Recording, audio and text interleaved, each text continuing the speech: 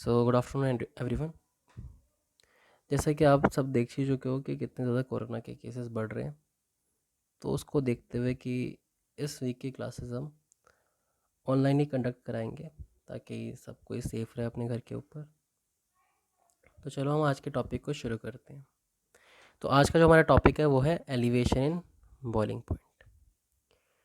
तो देखो, एलिवेशन मतलब ज़्यादा हो जाना बॉइलिंग पॉइंट का। कब ज़्यादा होगा? हम पढ़ रहे हैं कॉलिगेटिव प्रॉपर्टीज़।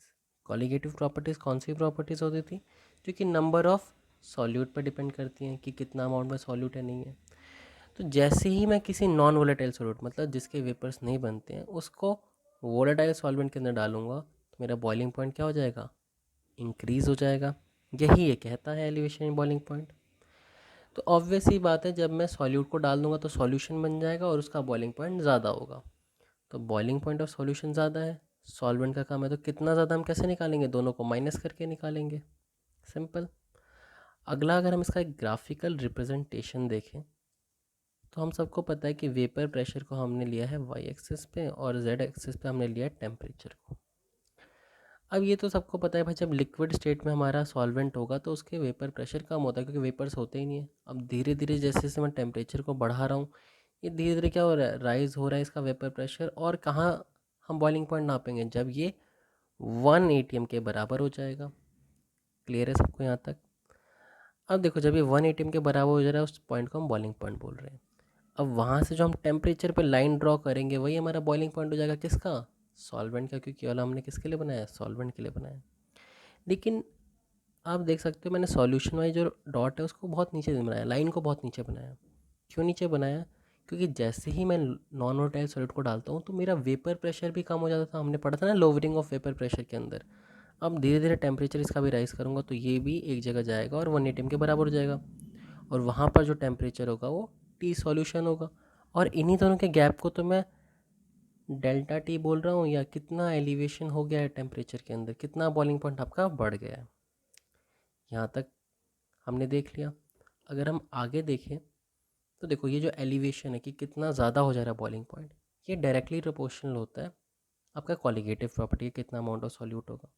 तो यहाँ पर जो हम मेज़र करने के लिए कंसनट्रेशन टर्म ले रहे हैं वो है मोलैलिटी, मतलब एलिवेशन इन बॉइलिंग पॉइंट या डेल्टा टी बी। बी किस लिए? बॉइलिंग पॉइंट के लिए। वो डायरेक्टली प्रोपोर्शनल आपके मोलैलिटी से।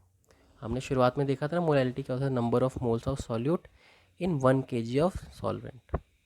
अब जब डायरेक्टली प्रोपोर्शनल का साइन हटता है तो एक कांस्टेंट आता है जिसको हम के बी बोलते हैं।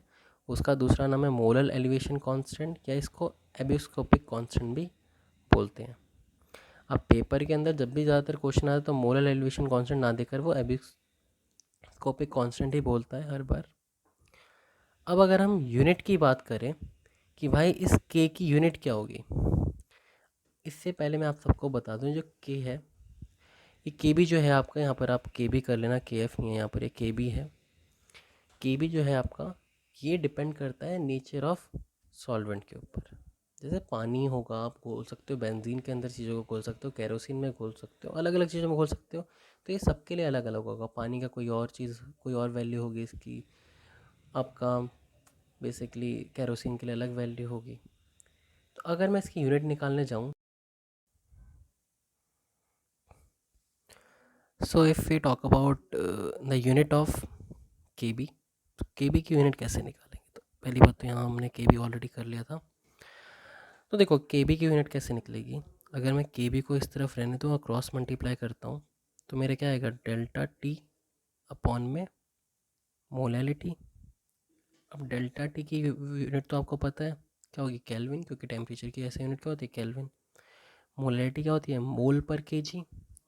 अब मोल पर केजी क्या है? डिनोमिनेटर में है, ऊपर जाएगा तो वो डिवाइड में चला जाएगा, तो ये तो ऊपर केल्विन रहेगा। डिवाइड करने के बाद केजी जो पर केजी था वो केजी में कन्वर्ट हो जाएगा, और मोल जो था वो पर मोल के अंदर कन्वर्ट हो जाएगा।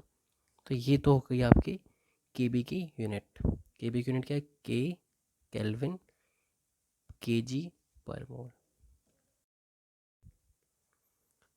अब अगर मैं टी बी वाले फॉर्मूले को आपको एक बार एक्सपेंड करके बता दूं, तो delta T B equal to K B into molality था। बस मैंने मोलैलिटी के फॉर्मूले को यहाँ लिखा हुआ है। क्या होता है? Number of moles of solute bye में मास ऑफ सॉल्वेंट। अगर ये ग्राम में है तो 1000 से मल्टीप्लाई करना पड़ता है। ये फॉर्मूला मैंने इसलिए लिख दिया क्योंकि आपको ज़्यादातर टाइम ये वाला फॉर्मूला यूज़ करना पड़ेगा। तो चलो हम फटाफट एक न्यूमेरिकल भी देख लेते हैं और देखते हैं कि इस बेसिस पे कैसे क्वेश्चंस आते हैं। तो अगर आप क्वेश्चन देखोगे तो क्या कह रहा है, 18 gram of glucose is dissolve in 1 kg of water, और तब आपका प्रेशर कितना था 1.013 atm। Find temperature of the solution if के बी इक्वल टू दिस। अब क्वेश्चन में क्या पूछ रहा है, वो टेम्परेचर निकालना है जब आपका सॉल्यूशन बॉईल करता है। तो सबसे पहले कोई भी क्वेश्चन हो बॉइलिंग पॉइंट का, हमें एक डेल्टा टी भी तो निकालना पड़ेगा ना। आपने देख ही लगा कि ग्लूकोज को मैंने घोला है पानी के अंदर, नॉन वोलेटाइल सॉल्यूट को घोला है मैंने पानी के अंदर। तो delta T B equal to क्या हो जाएगा, के बी इंटू मोलैलिटी। मोलैलिटी का फिर मैंने फॉर्मूला लिख दिया। के बी की वैल्यू दे रखी है देखो आपको क्वेश्चन के अंदर 0.52। अब 0.52 इंटू 18 ग्राम्स आपको गिवन मास था। अगर आप मोलर मास निकालोगे ग्लूकोज का C6H12O6, तो 6 कार्बन है तो 72, फिर आप उसके अंदर 12 ऐड कर दोगे हाइड्रोजन के लिए, फिर 96 ऐड कर दोगे आप ऑक्सीजन के लिए, तो आपका कितना आ जाएगा 180 आ जाएगा ये वाली चीज़। अब 18/180 तो नंबर ऑफ़ मोल्स हो गया आपका। नंबर ऑफ़ मोल्स कितना आ गया 1/10। और अगर आप देखोगे मास ऑफ वाटर कितना दे रखा है 1 kg दे रखा है। अब 1 kg दे रखा है तो किसी से कुछ करने की ज़रूरत ही नहीं है क्योंकि kg के लिए कन्वर्ट तो हम कुछ करते नहीं है। तो डेल्टा टी बी की वैल्यू यहाँ से क्या आ गई 0.052 केल्विन्स। 052 कैसे है, क्योंकि ये 10 से डिवाइड होगा ना ये, तो 0.052 केल्विन्स आ गई। अब आप सभी को पता है कि ये मुझे नहीं निकालना था कि कितना ज़्यादा कम है, मुझे निकालना है सॉल्यूशन का कितना है। तो मैंने आपको शुरुआत में बताया था delta T B equal to T solution minus T solvent. अब डेल्टा टी बी की वैल्यू तो इतनी आई है। टी सॉल्यूशन और वाटर का सबको पता होता है बॉइलिंग पॉइंट 100 डिग्री सेल्सियस, आप केल्विन में कन्वर्ट करोगे तो 373.15 केल्विन। अब सभी को पता है कैसे कन्वर्ट करते हैं, जो भी सेल्सियस के अंदर वैल्यू दे रखी होगी उसको 273 से ऐड कर दोगे तो वो केल्विन के अंदर कन्वर्ट हो जाती है। तो यहाँ से टी सॉल्यूशन कितना आ जाएगा, बस मैं इधर जाकर इसको ऐड कर दूँगा तो ये आ जाएगा 373.15 प्लस 0.052, तो इसका आंसर आ गया 273.203 केल्विन्स, 373.202 केल्विन्स। ये किसका आ गया सॉल्यूशन का। आप देख ही सकते हो सॉल्यूशन का क्या हो गया, ज़्यादा हो गया है सॉल्यूशन के सॉल्वेंट के कंपैरिजन में। तो ये आपका बहुत बेसिक सा न्यूमेरिकल था, आपने देखा ही। वो डायरेक्टली आपसे टी बी ना पूछ कर टी सॉल्यूशन पूछ लेगा, किसी के अंदर टी सॉल्वेंट भी पूछ सकता है देकर, तो ये आपको देखना पड़ेगा। इसके बाद अगर हम अपनी अगली कॉलिगेटिव प्रॉपर्टी जो कि है डिप्रेशन इन फ्रीजिंग पॉइंट, उसको देखते हैं। तो इसका representation in delta T F. तो सेम अगर आप किसी भी नॉन वोलेटाइल सॉल्यूट को सॉल्वेंट के अंदर डालोगे तो सॉल्यूशन का फ्रीजिंग पॉइंट नॉर्मल से कम हो जाएगा। जैसे बॉइलिंग पॉइंट नॉर्मल से ज़्यादा हो जाता था, फ्रीजिंग पॉइंट नॉर्मल से कम हो जाएगा। अब हमने जैसा कि जाना था बॉइलिंग पॉइंट क्या होता है, वैसे हम जानते हैं फ्रीजिंग पॉइंट क्या होता है। तो फ्रीजिंग पॉइंट वो पॉइंट होता है जब आपका वेपर प्रेशर ऑफ लिक्विड किसके बराबर हो जाएगा, वेपर प्रेशर ऑफ सॉलिड के बराबर हो जाएगा। तो यही आपका फ्रीजिंग पॉइंट। अब देखो बॉइलिंग के टाइम हम टेम्परेचर के बढ़ती तरफ गए थे, अब फ्रीजिंग के टाइम हम क्या जाएंगे, टेम्परेचर के घटते तरफ जाएंगे। तो देखो सेम यहाँ पर मैं प्रेशर को शो कर रहा हूँ और यहाँ पर टेम्परेचर को शो कर रहा हूँ, इस एक्सेस पे आप देख सकते हो। अब आप सबको पता है कि भाई प्रेशर, यहाँ से हम शुरू करेंगे ग्राफ को क्योंकि हम फ्रीज़ कर रहे हैं, बैक डायरेक्शन में आ रहे हैं। तो ये हमारा सॉल्वेंट और ये है हमारा सॉल्यूशन का ग्राफ। तो देखो शुरू कैसे हुआ, सबसे पहले आप जानते हो लिक्विड का प्रेशर ज़्यादा होता है तो लिक्विड ये वाला पॉइंट है। यहाँ से जैसे जैसे जैसे आप टेम्परेचर कम कर रहे हो, देखो इस एक्सेस अगर मैं इस तरफ जाऊँगा तो टेम्परेचर कम होगा, तो जैसे जैसे टेम्परेचर कम कर रहा हूँ यहाँ पर मैं आ गया। अब ये जो पॉइंट है ये है आपका 0 डिग्री सेल्सियस। अगर वाटर होगा तो 0 डिग्री सेल्सियस ऑब्वियसली। तो यहाँ से क्या होगा, आपका फ्रीजिंग होना शुरू हो जाएगा। तो फ्रीजिंग पॉइंट वाला पॉइंट है जहाँ से आइस बनना शुरू हो जाए बेसिकली, अगर हम जाने तो। अब आइस बनने लग गई है तो यही हो जाएगा आपका फ्रीजिंग पॉइंट। यहाँ से अगर मैं लाइन को नीचे ड्रॉ करता हूँ तो वो आ जाएगा टी सॉल्वेंट, सॉल्वेंट का फ्रीजिंग पॉइंट। अब जैसे ही मैं सॉल्यूशन डालता हूँ तो देख रहे हो आप वेपर प्रेशर कम हो गया, पहले यहाँ था अब यहाँ आ गया। अब धीरे धीरे ये भी क्या करेगा, आपका आकर फ्रीज़ करेगा यहाँ पर आकर, लेकिन फ्रीजिंग पॉइंट यहाँ पर क्या हो गया, कम हो गया। अब बोलोगे कि अब इस ग्राफ को ऐसे क्यों शो करा हुआ है, ऐसे फिर ऐसे, देखो इसका क्या रीज़न है। सबसे पहली बात, 0 डिग्री सेल्सियस में फेस चेंज आ गया, तो अचानक से क्या होगा, जैसे ही आपका वाटर से आइस बनेगा वैसे ही आपका sharp decline in vapour pressure होगा, इसीलिए हम इसको ऐसे शो करते ग्राफ को। तो आप जानते हो यहाँ पर जो चीज़ थी वो लिक्विड फॉर्म में थी और यहाँ पर जो चीज़ हो गई वो सॉलिड फॉर्म में हो गई। तो यहाँ पर आया आपका सॉल्यूशन का और दूसरी जगह किसका आया, आपका सॉल्वेंट का आया। अब अगर आप फिर से इस ग्राफ को देखो तो ये जो इन दोनों के बीच का डिफरेंस है यही क्या होगा, आपका डिप्रेशन इन फ्रीजिंग पॉइंट। तो आप देख सकते हो पहले आपका सॉल्वेंट का क्या था, यहाँ पर था, फिर आपका कहाँ चला गया, यहाँ चला गया, तो कम हो गया ना। तो कितना कम हो, कैसे निकालेंगे, डेल्टा टी एफ। अब यहाँ पर ज़्यादा किसका था, सॉल्वेंट का ज़्यादा था, तो सॉल्वेंट से माइनस करके मेरे को सॉल्यूशन का निकालना पड़ेगा। अब सेम इसका भी देखो, डेल्टा टी एफ ये भी डायरेक्टली प्रोपोर्शनल होता है मोलैलिटी के, मतलब ये कॉलिगेटिव प्रॉपर्टी पढ़ रहे हैं तो number of particle of solute पर डिपेंड करना चाहिए। तो यहाँ पर हम कौन सी कंसंट्रेशन टर्म यूज़ कर रहे हैं, नंबर ऑफ पार्टिकल को यूज़ करने के लिए मोलैलिटी को यूज़ कर रहे हैं। तो यहाँ पर जो कांस्टेंट आता है वो होता है के एफ, क्योंकि डायरेक्टली प्रोपोर्शनल साइन हटेगा तो ऑब्वियसली कांस्टेंट आएगा। फिर डेल्टा टी एफ का फॉर्मूला आपका बनता है के एफ, फिर मैंने बस मोलैलिटी के फॉर्मूले को एक्सपेंड कर दिया है। आप सबके सब जानते हो मोलैलिटी का फॉर्मूला क्या होता है, number of moles of solute upon में मास ऑफ सॉल्वेंट। अगर ये मास ऑफ सॉल्वेंट ग्राम में है तो 1000 से मल्टीप्लाई करना पड़ेगा। अब के एफ जो है आपका, इसको हम बोलते हैं मोलल डिप्रेशन कांस्टेंट या क्रायोस्कोपिक कांस्टेंट। याद रखना है, molal depression constant and cryoscopic constant. जो हमने पीछे के भी पढ़ा था उसको हम क्या बोलते थे, उसको हम दो नाम से बोलते थे, एक था हमारा यूबिस्कोपिक कांस्टेंट और दूसरा था मोलल एलिवेशन कांस्टेंट। अगली बार यूनिट, यूनिट तो देखो अभी भी सेम रहेगी। अगर आप के एफ की वैल्यू निकालोगे तो क्या आएगी, डेल्टा टी अपॉन में एम आएगी। अब आप कर ही सकते हो, डेल्टा टी की यूनिट क्या होती है, केल्विन, फिर इसकी होती है मोल पर केजी। अभी जब रेसिप्रोकल होगा तो क्या हो जाएगा, केजी पर मोल हो जाएगा। तो इसकी यूनिट के बी और के एफ दोनों की यूनिट क्या होगी, सेम होगी। आगे अगर हम देखें तो देखो ज़्यादातर क्वेश्चन में आपका के बी और के एफ दे देता है या निकालने के लिए आएगा, और उसको आपको क्रॉस मल्टीप्लाई करके निकाल सकते हो। लेकिन अगर हम कोई दूसरा तरीका देखें कि हम एक्चुअल में के एफ और के बी को कैलकुलेट कैसे करते होंगे, ये कांस्टेंट था तो ये कांस्टेंट का कैलकुलेशन कैसे होता है। तो देखो के एफ का अगर हम एक दूसरा फॉर्मूला देखें तो के एफ का जो दूसरा फॉर्मूला है वो है आर, जो कि आप जानते हो universal gas constant, into M. M क्या होता है, मॉलिक्यूलर मास। यहाँ पर आपको ध्यान रखना है M is molecular mass of the solvent, into T F square. अब टी एफ क्या होगा यहाँ पर, फ्रीजिंग पॉइंट ऑफ सॉल्वेंट। यहाँ हम सॉल्वेंट सॉल्वेंट क्यों कर रहे हैं, क्योंकि आपको याद होगा कि हमने क्या बोला था, के बी एंड के F were dependent on nature of solvent only. Water के अलग, केरोसिन के अलग हमने देखा था। अब आगे देखोगे तो डिवाइड हमने इसको किससे करा है, 1000 और into delta H fusion. Delta H fusion क्या होता है, एंथैल्पी ऑफ फ्यूज़न। क्लियर है सबको ये वाली बात, आपने देखा होगा एंथैल्पी क्या होता है, हीट चेंज। जब आपका कोई भी लिक्विड कन्वर्ट होता है सॉलिड के अंदर, उसी को क्या बोलते हैं, एंथैल्पी ऑफ फ्यूज़न। ये आपको दे देगा क्वेश्चन के अंदर, ऑब्वियस सी बात है।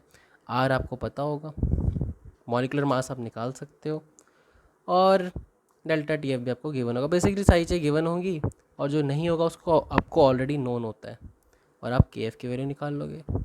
सिमिलरली के बी का फॉर्मूला भी ऐसा ही है, बस यहाँ पर टी एफ की जगह क्या आ जाएगा, यहाँ पर टी बी आ जाएगा। और हीट ऑफ फ्यूज़न था यहाँ पर, लेकिन यहाँ पर क्या आएगा, हीट ऑफ वेपोराइजेशन आएगा। हीट ऑफ वेपोराइजेशन क्या होता है भाई, एंथैल्पी चेंज, मतलब एनर्जी का चेंज, जब आप किसी लिक्विड को कन्वर्ट करते हो वेपर के अंदर, तो वो हो जाएगा डेल्टा एच वेपोराइजेशन। तो ऑब्वियस सी बात है, आर एक कॉन्स्टेंट है यहाँ पे भी, एम मॉलिक्यूलर मास आप निकाल सकते हो, डेल्टा टी बी स्क्वायर ये आपको क्वेश्चन के अंदर देगा वो, और डेल्टा एच फ्यूज़न भी आपको देगा। बेसिकली आपको सब चीज़ देकर के बी की वैल्यू निकालनी पड़ेगी और फिर उसको पुट करना पड़ेगा फर्दर किसी फॉर्मूले में। ऐसे ही क्वेश्चन आते हैं, हम अभी जब न्यूमेरिकल सॉल्व करेंगे तो इनको देख लेंगे। अभी हमने डिप्रेशन इन फ्रीजिंग पॉइंट का कोई न्यूमेरिकल नहीं करा, उसको एक बार करके देख लेते हैं। तो देखो क्या कह रहा है, 45 gram of C2H6O2 is dissolve in 600 gram of water. तो तो ऑब्वियस ही बात है, आपने सॉल्यूट को डिसॉल्व करा पानी के अंदर, find that freezing point of.